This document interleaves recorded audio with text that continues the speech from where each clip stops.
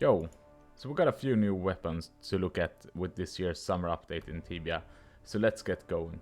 First of all, the difference between the sanguine hatchet and the grand sanguine hatchet is only, and I say only, the fierce berserk powerful impact on the skill wheel.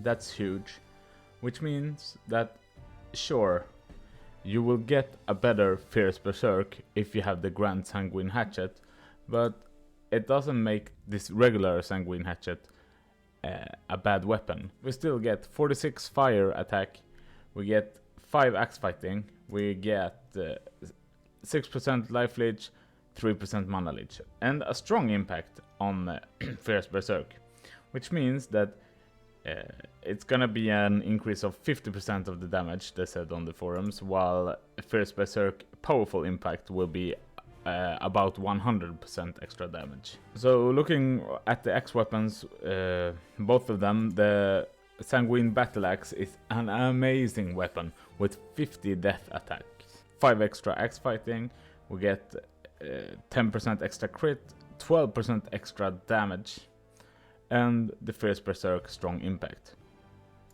3 imbue slots, which means that this weapon will be an amazing weapon in Sphinx for any knight that uses axe.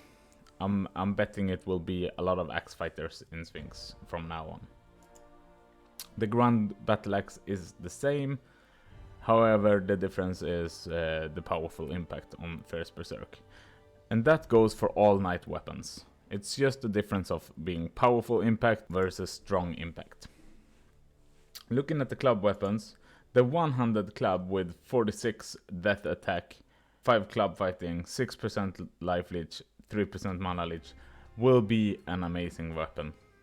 I would have wished we have gotten, I say we because I'm a club knight, that we would have gotten the two-handed death weapon. But okay, we get a nice one-handed weapon.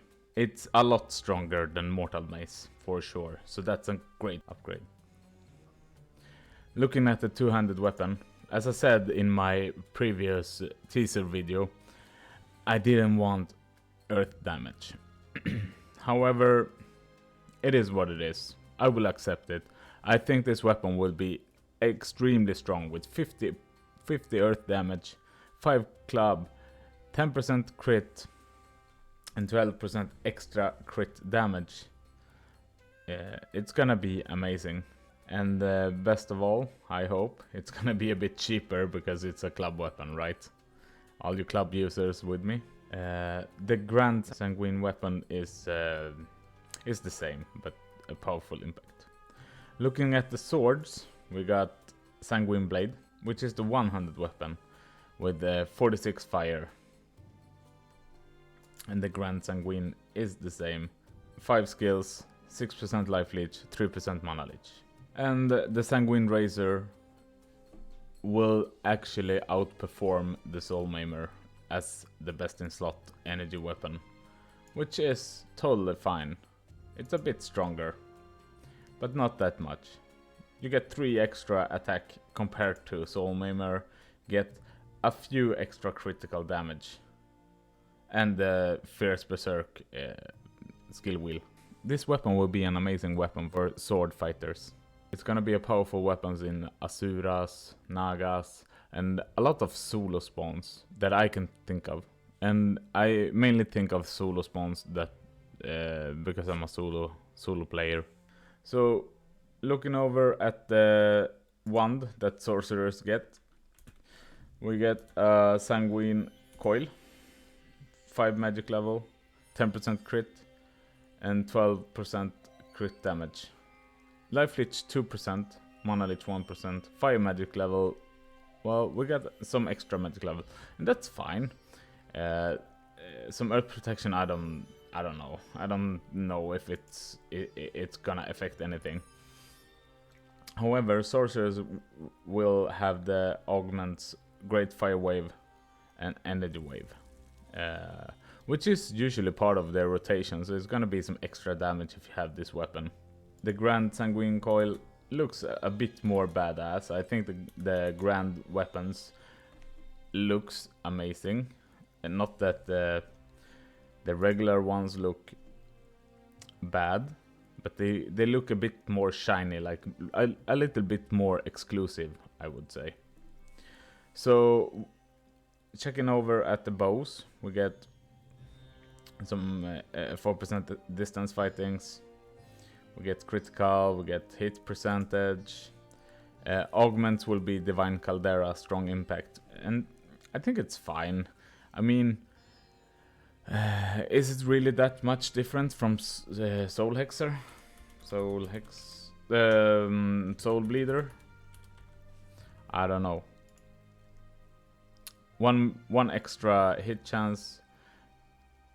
It's the same with distance fighting, right? Or is it one more distance?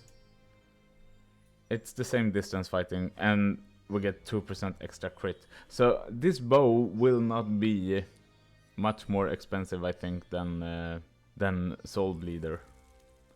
Of course, it depends on its rarity and how strong actually the Divine Caldera augment will be, but we'll have to see.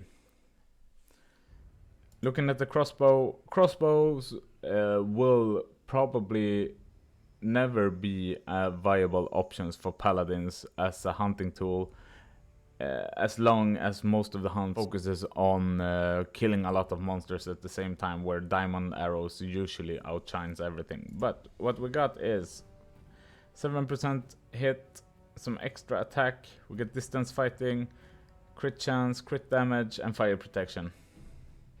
Once again, the protection, I don't really know if it matters. It also have the augment of Divine Caldera.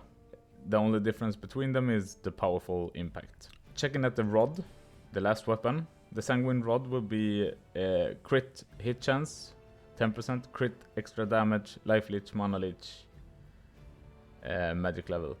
And I'm not sure, but life leech 6%, mana leech 3% on the Sanguine Rod. But on the wand we only get 2% life leech, 1% mana leech. I'm not really sure why that is, if there's a typo on the Sanguine Coil, but we'll have to see on the forums if it gets any feedback on that. Strong Ice Wave and Terra Wave with strong impacts will be a nice addition to make this best in slot item, for sure. The extra magic levels are also nice. One other thing that is awesome with the rod, the Sanguine Rod, is that they get critical hit chance. Druids get critical hit chance on their weapons, and some critical damage, 5%.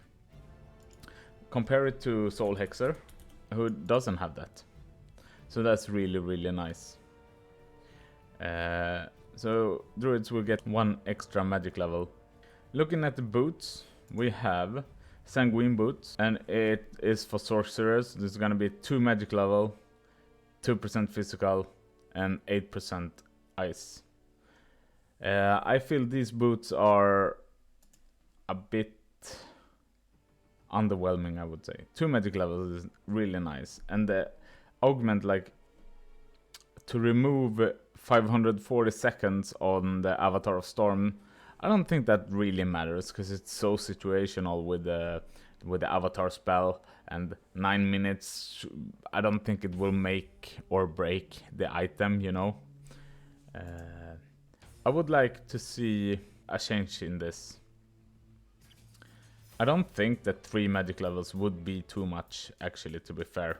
Or if they put a different augment on it, it's going to be more useful.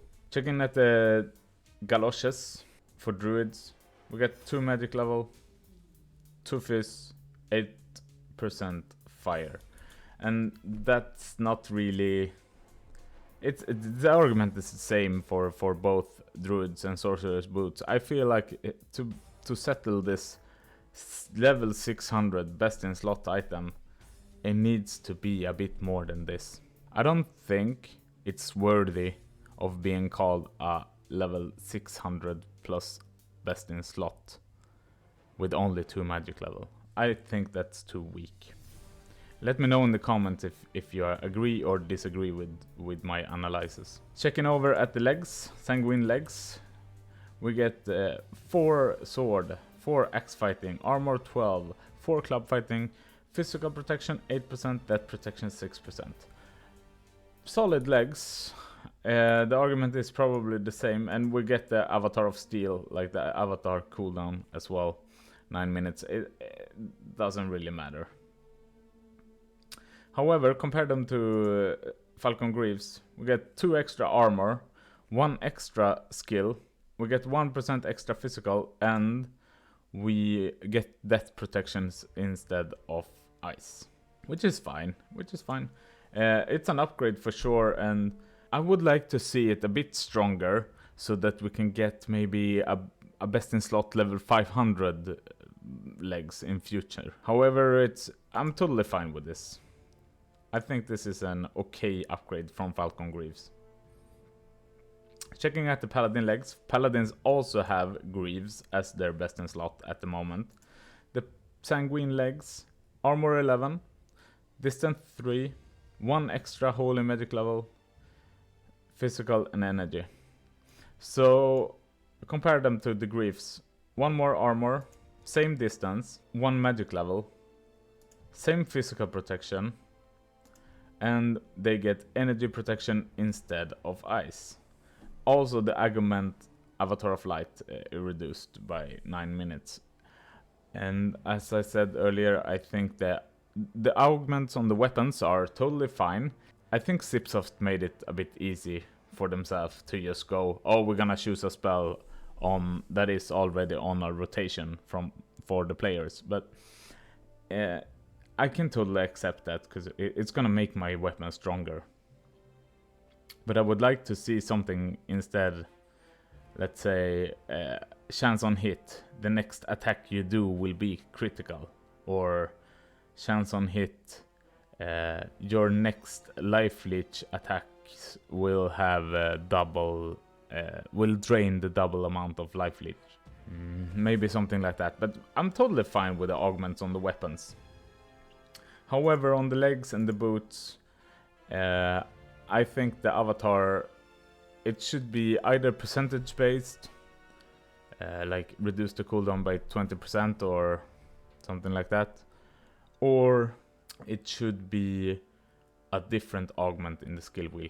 I think the Sanguine Greaves for Paladins is similar to the boots. It needs something else. It's just 1 armor and 1 holy magic level. That is the difference. Sure, the holy magic level will be nice.